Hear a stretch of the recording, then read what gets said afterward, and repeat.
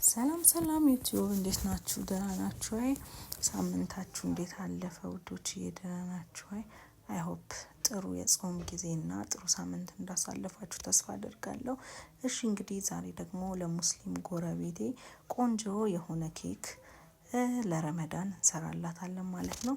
ስለዚህ ወደ አሰራሩ እንሄድ። የተጠቀምኩት 4 እንቁላል ነው። 4 እንቁላል በደንብ መምቻ ካላችሁ በመምቻ ከሌላችሁ ደግሞ በእጇ መምቻ ወይም በሹካ ከሌለም ደግሞ እሱ በሹካ መምታት ይችላል። ምንም ማካበድ አያስፈልግም። እንቁላሉ ከተዋሃደልን በኋላ አንድ በስኳር ማስቀመጫ ስኳር ነው የተጠቀምኩት። ነጩ ስኳር ቢሆን ቆንጆ ነው። ይሄ ለሻይ ምናምን አሪፍ ነው፣ ግን ነጩ ለኬክ ምናምን ቶሎ ይሟሟል ደቀቅም ስለሚል እና ጠቆርም አይልም ኬኩ። ስለዚህ እሱን እናደርጋለን ማለት ነው። ከስኳሩ ጋር በደንብ ከመታ ነው በኋላ የአትክልት ዘይት 1 የሻይ ብርጭቆ ጨምሬያለሁ ማለት ነው። መለኪያው እኩል እንዲሆንልኝ ነው። 1 የሻይ ብርጭቆ ወተትም እንደዛ ስለምጨምር ማለት ነው። ከዛም በኋላ እሱንም በደንብ ካደረግን በኋላ ቫኒላና ትንሽ ጨው፣ ቫኒላ 1 የሾርባ ማንኪያ ነው የተጠቀምኩት።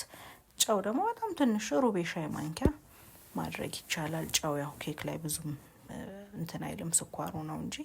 ስለዚህ እነሱን ግብአቶች አድርገን እንደዚህ ካዋሃድን በኋላ እዚህ ጋር ቅድም ዘይት በለካሁበት በሻይ ብርጭቆ ማለት ነው 1 ወተት አድርጌያለሁኝ።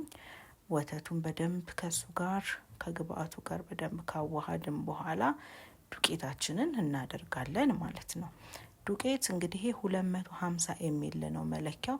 በሱ 3 ነው የተጠቀምኩትኝ። እሱን አደረኩኝ። መንፋት አትርሱ። ከዛ በኋላ ደግሞ ቤኪንግ ፓውደር ተጠቅሜያለሁ ማለት ነው። እንግዲህ ዱቄት ከገባ በኋላ ያው ኬክ በጣም እንዳይወርድብን ኬኩ ወይም አልነሳ እንዳይለን በደንብ መምታት የለብንም በዚህ በመምቻው ማለት ነው። እኔ ቪዲዮ እንዳይራዝምባችሁ ነው እንጂ አንዴ መትቼ እያቆምኩኝ ነው። ካልሆነ ዱቄት ከገባ በኋላ ምን ማድረግ ትችላላችሁ? በማማሲያ በደንብ መቀላቀል። 3 ኩባያ ስለተጠቀምኩ እኔ እንዳይጓጉልብኝ ብዬ ነው መምቻውን የተጠቀምኩት።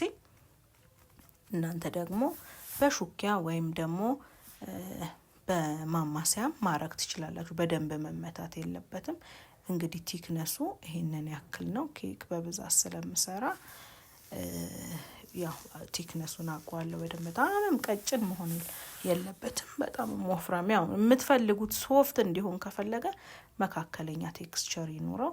እንግዲህ እንቁላሉ ደግሞ ሽታ እንዳይኖረው 1 ሎሚ ሙሉ ሎሚ ተጠቅሜያለሁ። ውሃ ያለው ሎሚ ነው የተጠቀምኩት እና ደግሞ የሱን ሎሚ ፍቅፋቂው በጣም ቆንጆ ኬክ እንዲሆን ነው የሚያደርግልን። አንደኛ እንቁላል አይልም፣ የወተቱንም እንትን አያወጣውም እና ለዛ ነው እሱን የተጠቀምኩት። እንግዲህ ይሄንን ፓትራን የተጠቀምኩት።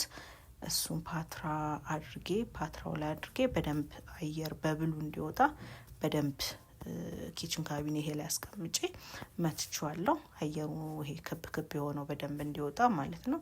እና ካካዋ ይሄንን ያደረኩት እንዴት ነው? የተወሰነ ሊጥ ተቀንሱና በትንሽዬ እቃ ካካዋ ዱቄት አድርጋችሁ ተበጠብጡታላችሁ።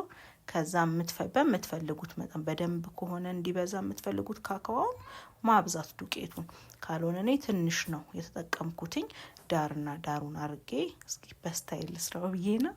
እና ለዛ መሀሉን ባዶ አድርጌዋለሁ። ድንገት ቸኮሌት ላይ በላይ የሚችል ሰው ካለ ለዛ ነው መሀሉን ባዶ አድርጌ ዳርና ዳሩን ብቻ እንደዚህ ያደረኩት ማለት ነው። ሙሉ ልሙጥ ነጩን ብቻ ከማረገው ለየት ለማረግ ፈልጌ ነው እንደዚህ ተጠቀምኩት። ስለዚህ አሁን ዲዛይኑን በምታዩት መልኩ በረጅም ውስጥ ኬክ ያድርጌያለሁ። ስቶቫችን ውስጥ ገብቷል። እንግዲህ ኦቨናችን ውስጥ እንግዲህ በምታዩት መልክ ቆንጆ ሆኖ በስሏል። እንደውም የኔ ኦቨን በአንድ በኩል ትንሽ ጋደል ይላል። ልጄ በእግሩ ቆሞበት ነው እና ይሄንን ይመስላል። እጄ ባረክ ብያለሁ። እውነት ቆንጆ ኬክ ነው። እንድትሰሩት ጋብዛችኋለሁ። እስከ ሳምንት፣ መልካም ሳምንት ባይ